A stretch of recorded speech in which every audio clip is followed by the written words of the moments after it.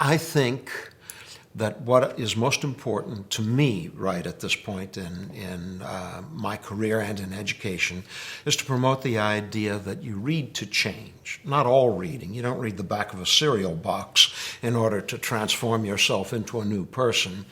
But important reading ought to change you, sometimes in minuscule ways and sometimes in major ways. Occasionally, I will read something and I'll find I've refined my thinking slightly about some issue.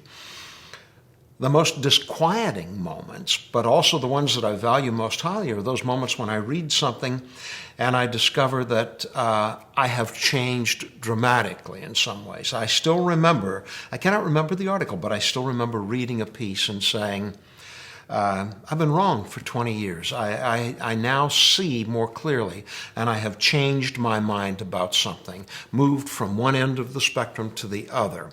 That reading disrupted my thinking, but I should value that. I should not be stubborn and hold to something simply because I've thought it up to now. I should be willing to let the reading disrupt my thinking, and that's what we want to encourage for students, I believe. Well, we struggled a long time with this title. It did not come quickly. It wasn't something that we latched onto early on and said this will be it. We really and truly worked through several different titles and eventually said, what we're trying to do is take that kid that just is sitting in a classroom and just moving through the motions and not realizing that, as Bob just said, reading ought to change us. And so that means what we really want is to give him a way to recognize that that reading experience provides him with some disrupting thinking.